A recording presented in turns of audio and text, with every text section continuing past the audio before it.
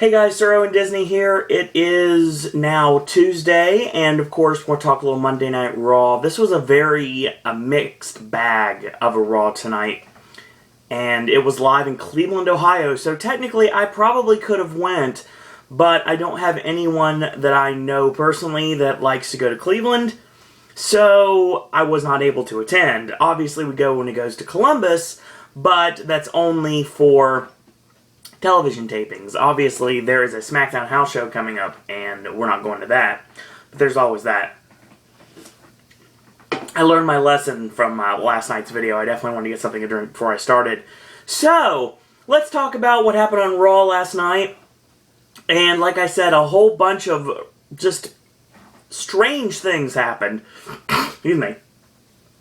The show starts off with all the roster. Of course, Bray Wyatt's nowhere to be found.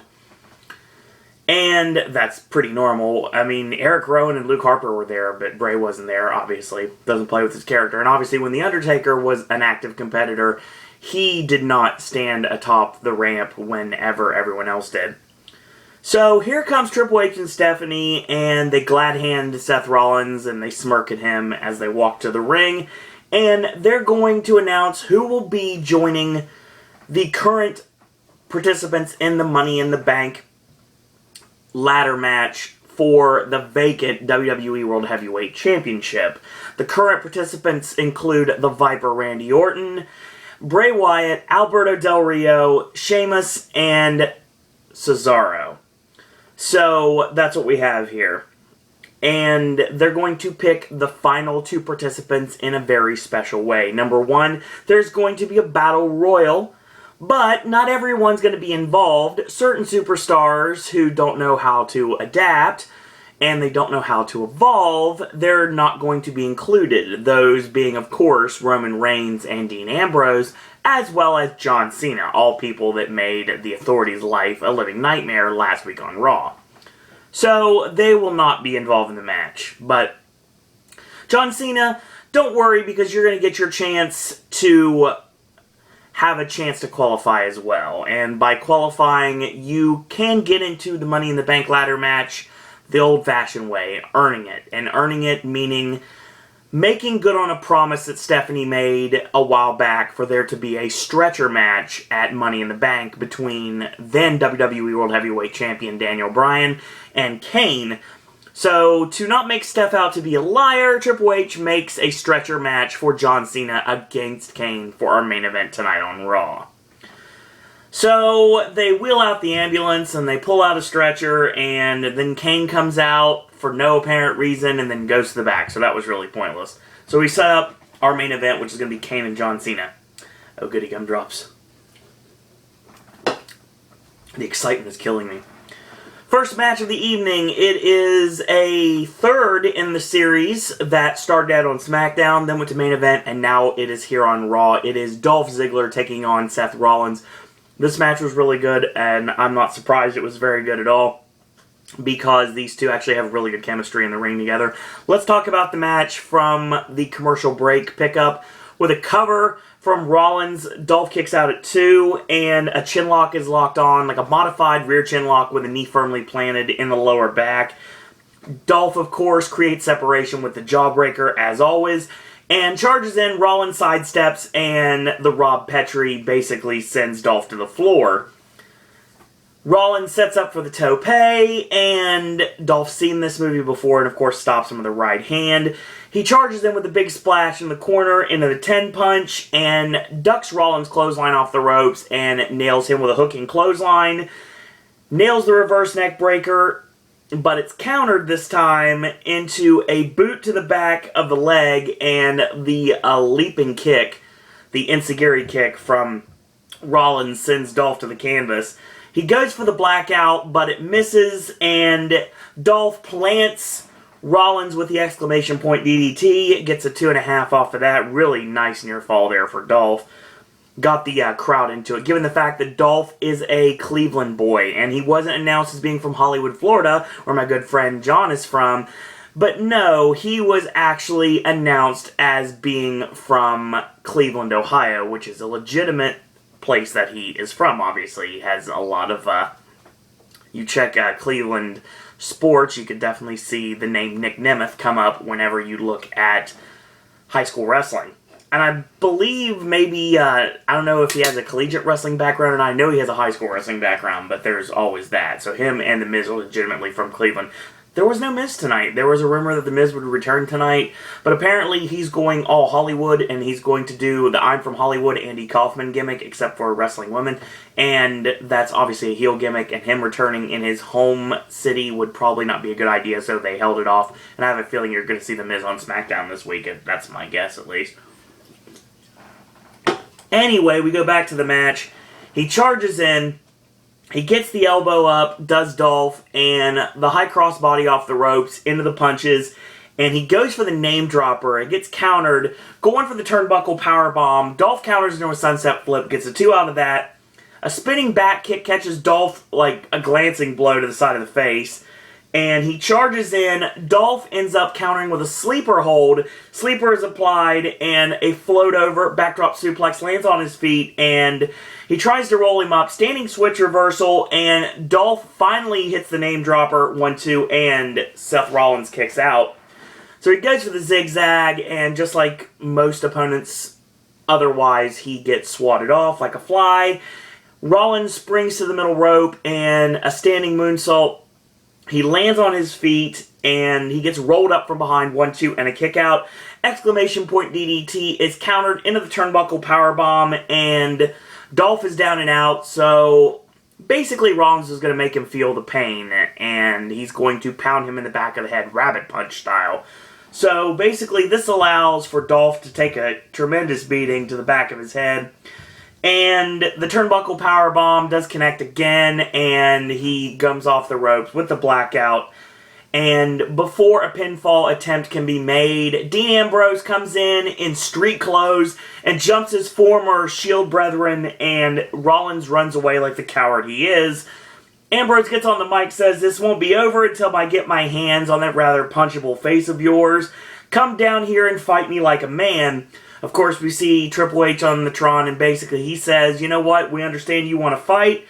Calm down, you're going to get a match, but, well, I'm afraid I've got some bad news for you." And, of course, here comes the Intercontinental Champion, Bad News Barrett, just like what happened on SmackDown, and just to a former member of the Shield, just like on SmackDown. And this will be our next match of the evening. ECW style, rolls right into it when we come back from commercial break. It is Bad News Barrett in a non-title match against Dean Ambrose. This match was great as well. A lot longer than I normally would write on this because I did not judge the commercial break right. This actually went 2 commercial breaks. So a big chop and a whip in, reverse, ducks the clothesline and the crossbody into the punches from Ambrose on Barrett and a shoulder. The elbow face wash connects twice. Boots in, a snap suplex gets a 2 off of that, and he punches away and headbutts, and Barrett takes advantage with the boots in the corner and a blatant foot choke right in front of the ref. Catches the spinning neck breaker, 1-2, Ambrose kicks out. Drops the big elbow, gets a 1 off of that, chin lock, and Ambrose creates separation with the backdrop suplex.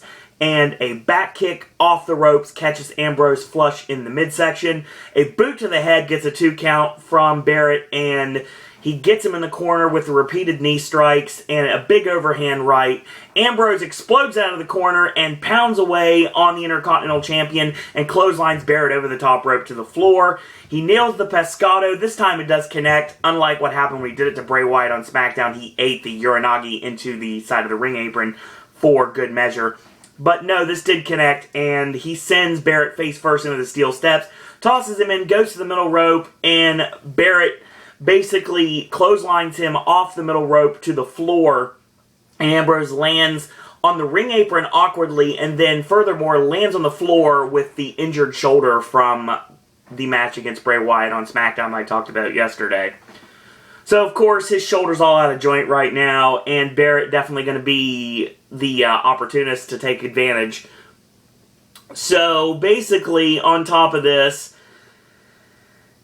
he big boots him when Ambrose tries to get back in the ring, which sends him back to the floor, back on his shoulder. So we come back to live action from the commercial break, and a hammerlock is applied from Barrett, and he rams him hard into the ring apron, tosses him in, only gets a 1 count out of it. A modified key lock, and Ambrose knees out of it. Whip in, reverse, and catches a forearm on Barrett, and a back elbow, a boot to the midsection. He's basically fighting with one arm at this point.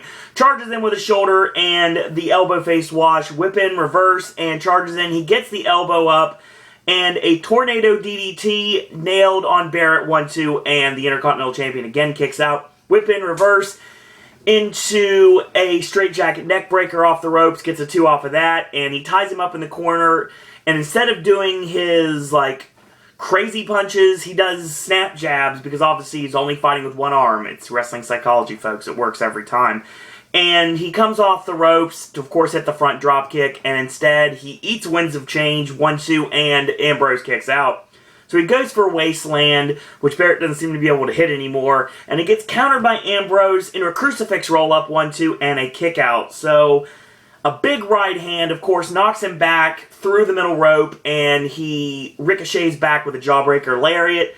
And Rollins gets on the announce table out of nowhere, just like he did on SmackDown, and that's allowing a distraction. This allows Ambrose to actually hit Seth Rollins for the first time, and he tosses Barrett out of the ring, and a tope to Rollins and Barrett on the floor. Ambrose chases after Rollins. They brawl into the crowd, and Ambrose ends up getting counted out, so Barrett wins by countout. So yes, we have 2 matches, and 2 matches ending with a no finish. This is not boding well for the evening so far. 2 great matches ending with a no finish. So Ambrose gets back in the ring and clotheslines Barrett after the match is over, plants him with dirty deeds, and that's the end. So yeah, really great match between these two. Definitely want to see more of these two in the ring together. We get our next match. It is Bray Wyatt against Sheamus. But before it starts, Bray, of course, has to give his soliloquy like he always does, and it is as followed. You ain't got nothing if you ain't got power. Without power, we'd all be mice running through the jungle from the tiger. We need power. It can be so addicting. But I think that power will be the downfall of all mankind. After all, a powerful man is to be respected, and a weak man is not worth the dirt that stains his clothes.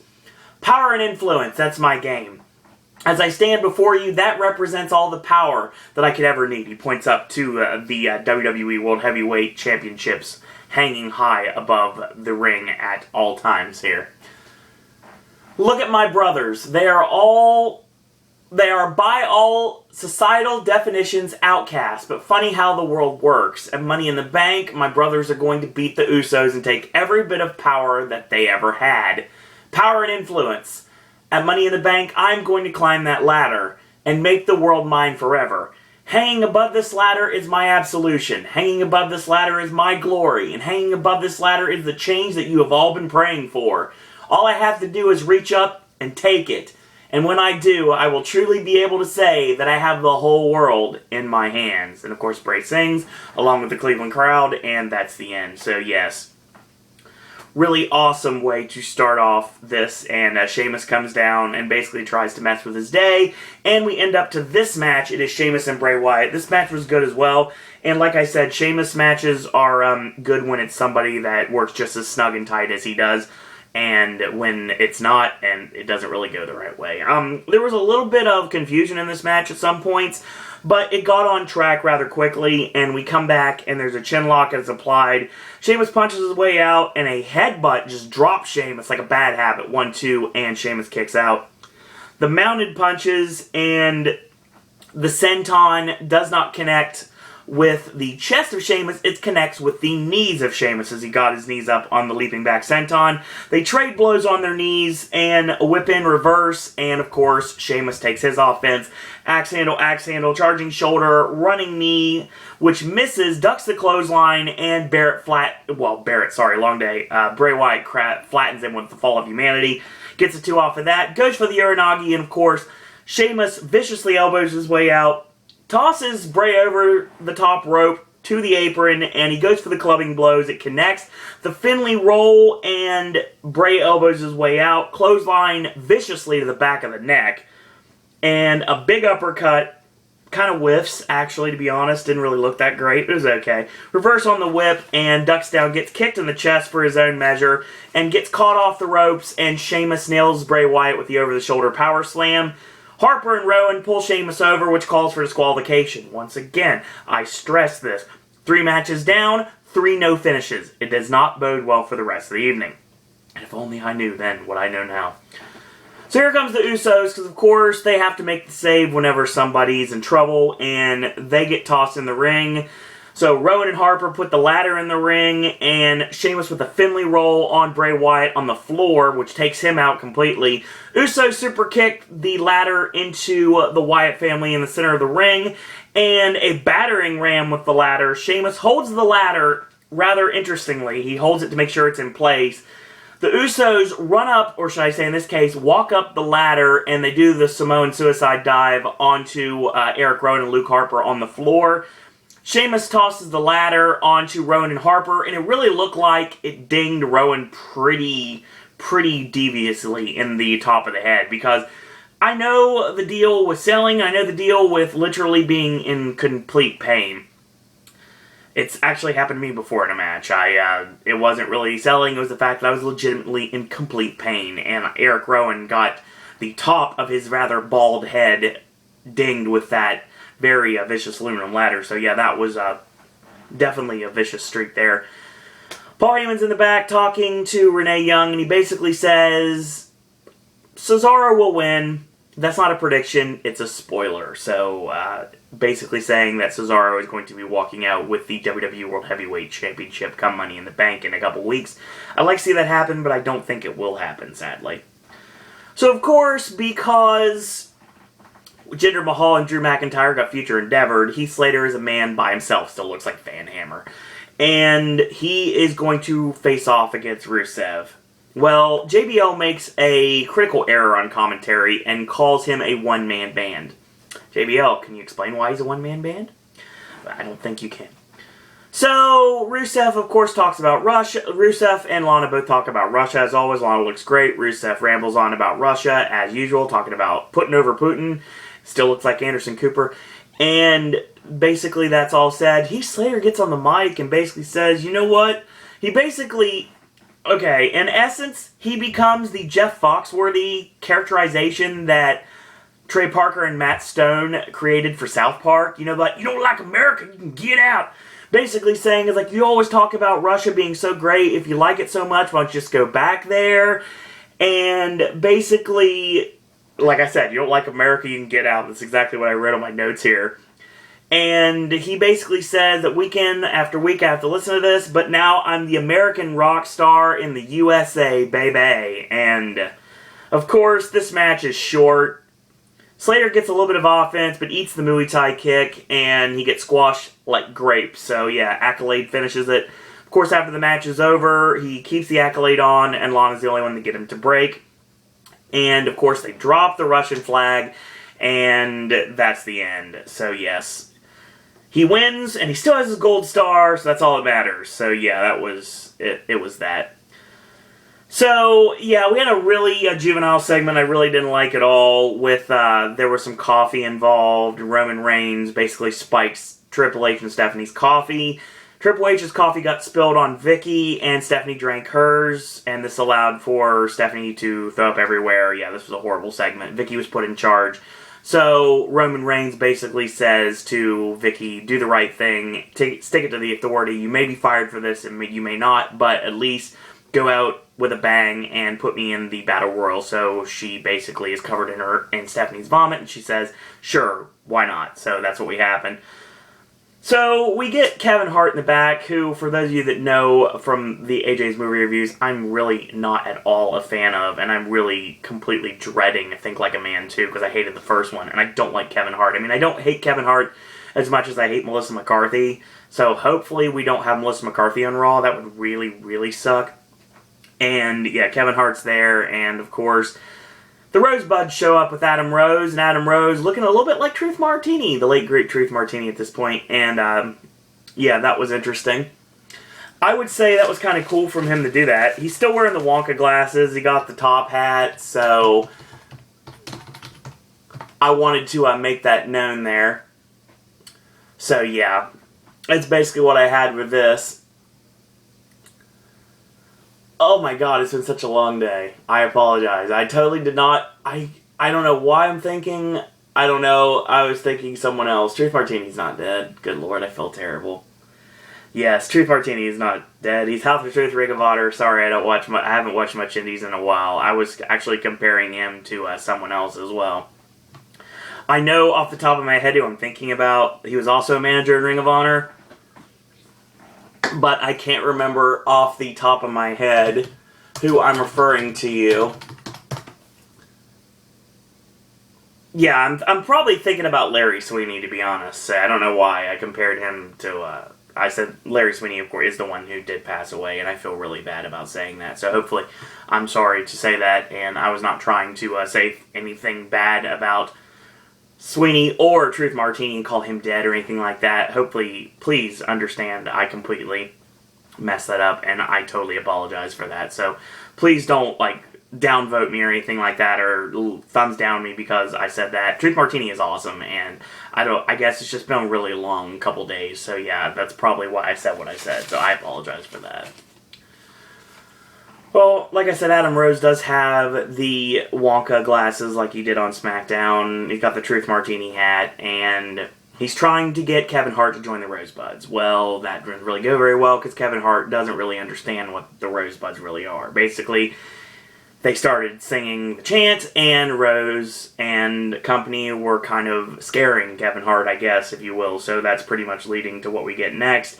And it is going to be a matchup that will feature, like I said, my t-shirt collection. It is Fandango and Layla against Adam Rose and Summer Rae.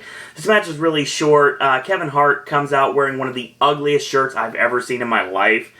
And basically, this match was really short. Summer chases Layla to the back. Adam Rose ends up ducking the right hand of Fandango and planting him with a party foul and gets the 3. They party, and here comes Kevin Hart in the ring, and he parties with them. I think this is really ironic if you really think about it, because, obviously, think about it from this perspective. For all intents and purposes, Adam Rose equals Russell Brand, the Out of Snow character from Forgetting Sarah Marshall and Get Him to the Greek, right? Well, don't forget, at the 2012 VMAs, Kevin Hart said some not-so-flattering comments about Russell Brand as it pertains to Katy Perry. So I thought it was really funny and a nice little in-joke if someone was paying attention that Kevin Hart was working with Russell Brand in a party. I thought that was hilarious. Yeah, I may be the only one that sees that, but whatevs. So yeah. We get our next match. It is our Battle Royal to determine who will be the second-to-last combatant in the Money in the Bank ladder match at Money in the Bank for the vacant WWE World Heavyweight Championship. And everyone's here. Of course, Damian Sandow definitely doing the basketball gimmick again. He's wearing a Heat jersey with LeBron James' name on it. Everyone charges him and they toss him in the back. So, of course, we're in Cleveland and Sandow's wearing a LeBron James jersey. He gets tossed first. So, there you go. So, I'm trying to cover who gets eliminated as much as I can here. This was kind of a cluster, like all Battle Royals seem to be. And if you've been in a Battle Royal like I have, you would know that they can be extreme clusters. They can be extremely fun, too, but they're clusters, to say the least. Santino's the next out. Rusev eliminates the Matadors, and then Xavier Woods, and Roman tosses Titus O'Neil. Swagger basically catapults Sin Cara over the top rope to the floor. Kofi Rana's Jack Swagger to the floor. And Ryback will dump Kofi and then eliminate Dolph Ziggler to a boost from the crowd, obviously.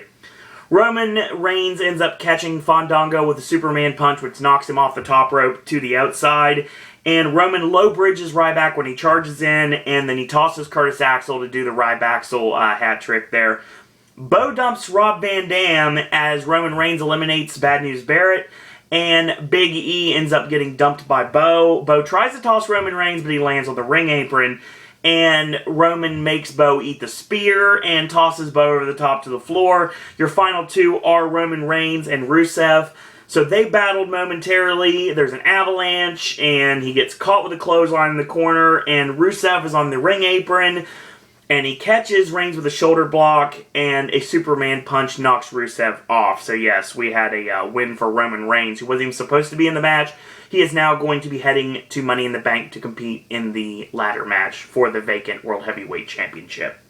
So yeah, it was a battle royal. Not really much I can say about it. Rusev and Roman Reigns will probably have a nice little program somewhere down the line, and shouldn't be a bad deal. And the fact that a lot of the combatants came from NXT and NXT roots, I think that says a lot about what WWE thinks about NXT as it pertains to the future.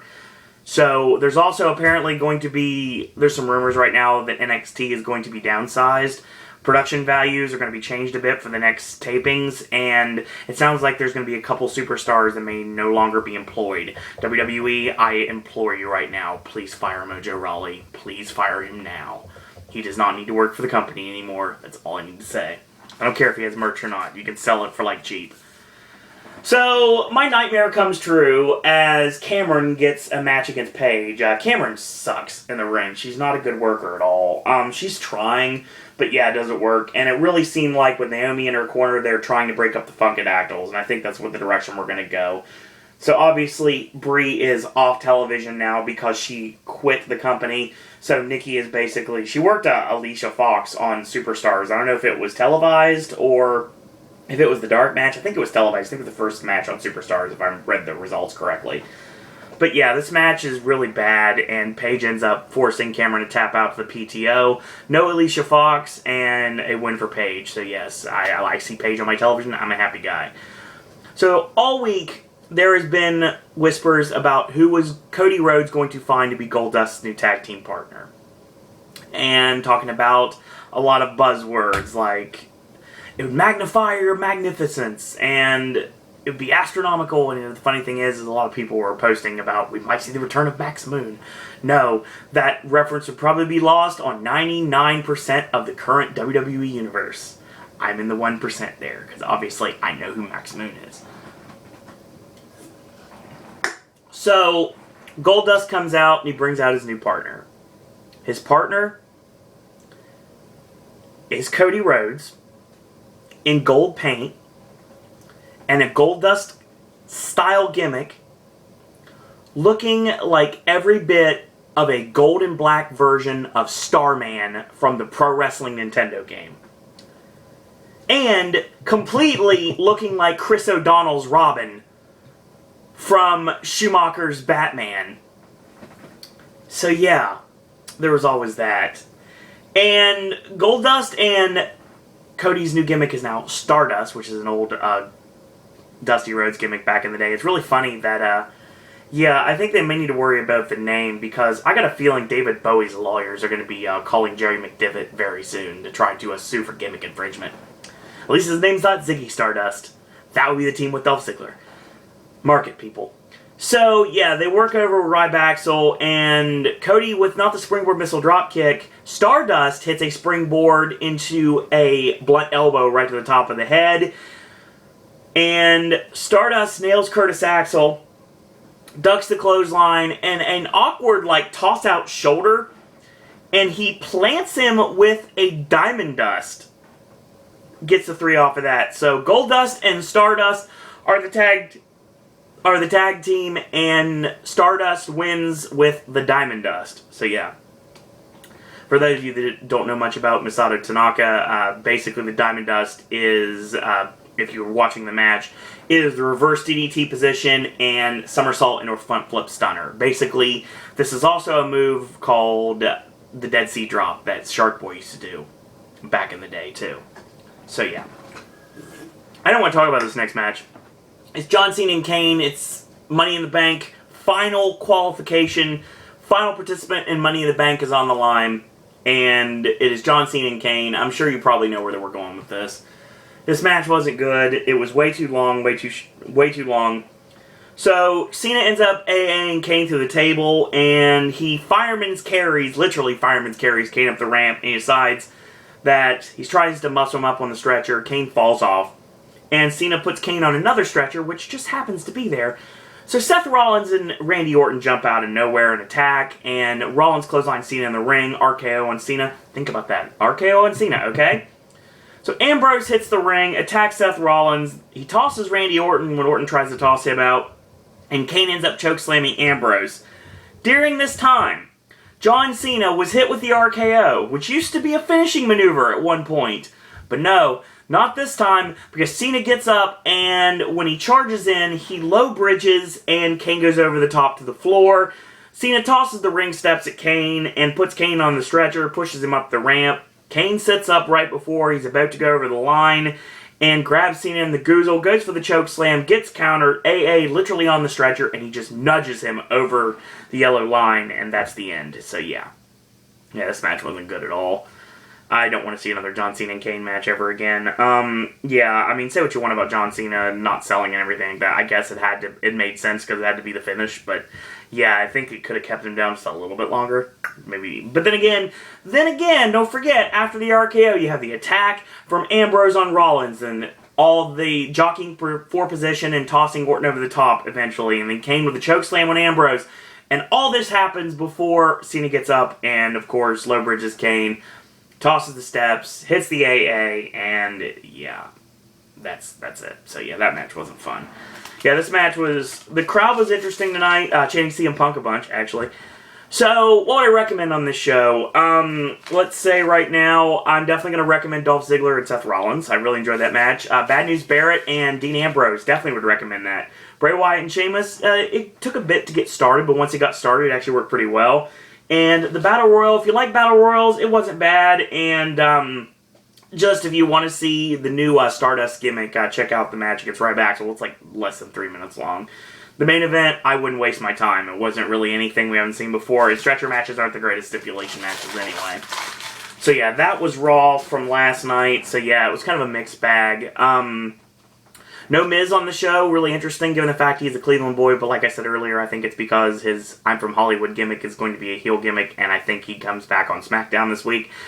On main event tomorrow, or since it's now officially after midnight, I can say today, main event today will be a 6-man tag with Sheamus and the Usos against the Wyatt family, and we get Roman Reigns and Alberto Del Rio on SmackDown, so that match has all kinds of interesting written all over it.